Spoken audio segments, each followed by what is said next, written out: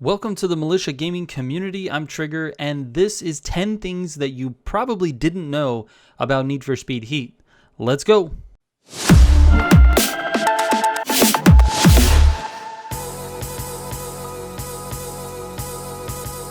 I just want to say in the beginning of this video, I know some of you who watch this know more about this game than I do, and you probably know everything on this list already, but there are a lot of new-ish players who I thought could benefit from a video like this. That being said, even if you're a Need for Speed Heat veteran, I might surprise you with one or two of these facts, but if there's something you think I missed that belongs on this list, make sure that you put it in the comments section down below to help the community learn something. Alright, let's get into it. At number 10.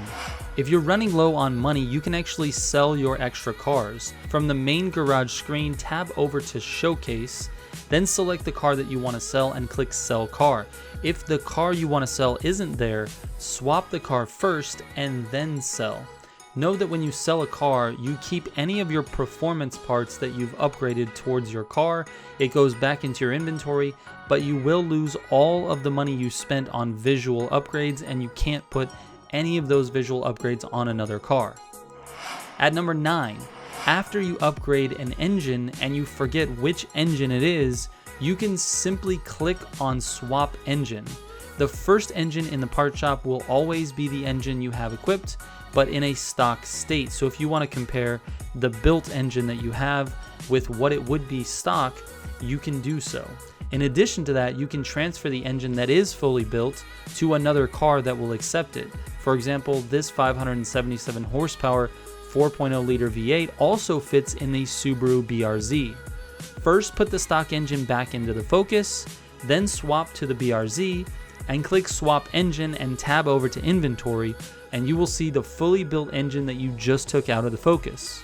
At number 8, none of the changes you make in the customization menu will affect your vehicle's performance, and that includes wheel camber, lowering the car, putting it on airbags, etc.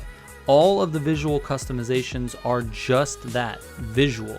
At number 7, I've talked about this before, but I'll say it again for the people who maybe didn't hear me say it. If you play solo, you can pause the game at any time and the world stops. All of the cops, all of the AI, all of the traffic stops moving, which is really beneficial at night when you're trying to gain rep and you want to plan a route back to a safe house. Opening the map also pauses everything. Use this to your advantage. At number 6, speaking of planning a route back to the safe house, you can do so on the fly with the Quick Nav menu. This menu is sort of hidden but not really. Press right on the D-pad to open it, then right again to go to Quick Nav, and then right one more time to go to the safe house. So no matter what you're doing, if you press right on the D-pad 3 times in a row, your minimap in the bottom left corner will show you how to get to the nearest safe house. This also works for gas stations if you're in need of repair. Right on the D-pad twice, then down once, and then right again, and it will give you a route to the nearest gas station. And speaking of navigation, at number 5, the police presence is heavier when you use navigation to get somewhere at night. The game abuses its own power and spawns more cops on your navigation route or nearby, and depending on how high your heat level is, there will be more of a police presence near your destination. If you can learn the map and get places without navigation, I suggest doing that, but the Quick Nav feature is pretty good in a pinch. At number 4, cops don't chase you if you have 0 wanted level. You can drive around them all you want with a 0 wanted level and they will not mess with you or bust you. You can even push them around a bit, but the second you make semi-hard contact with them, they will start to chase you. Keep in mind you can bribe the cops by pressing left bumper on Xbox or L1 if you're on PlayStation, but in doing this, you will lose your rep multiplier, so do it only if you absolutely have to. At number 3, Need for Speed Heat has a really cool photo mode. To access this, you click down on the right joystick and hold it for a few seconds to enter the photo mode. If playing in a solo lobby, you can get some really cool mid-air shots because everything freezes when you enter the photo mode in a solo lobby. If you're on multiplayer, everything continues to go because you're online. At number 2, Fast traveling back to the start of a race at night is possible, kind of. Let's say you want to race New Horizons and then race Ocean Drive next, because they both offer a decent amount of rep.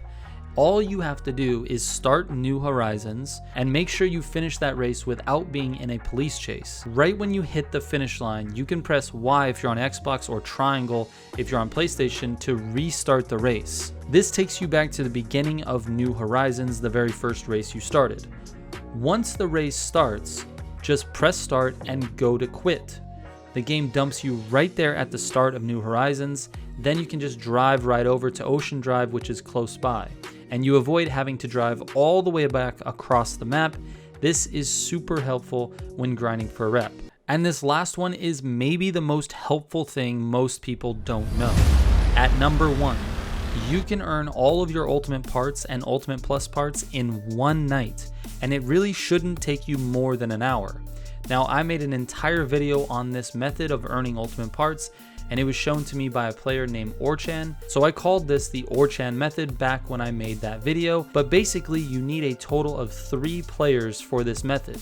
One player gets to Heat 5 and then starts the Heat 5 race. The other 2 players join in that race, and the player that started the race backs out.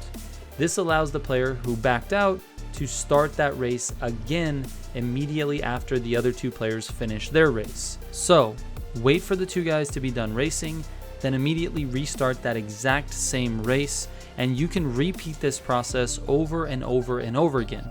If you get a Heat 5 race or a Heat 3 race that is fairly short, this process goes really fast. I've earned up to 10 parts in about 30 minutes. I'll put a link to the video that explains this method in detail with more information and tips in it in the description down below. I recommend watching that to completely understand the method, but it's pretty simple once you get it. Alright guys, that is it for this one. Thank you so much for watching another video. I'm blown away by the support I've gotten, and I'm not sure I do enough to show my appreciation.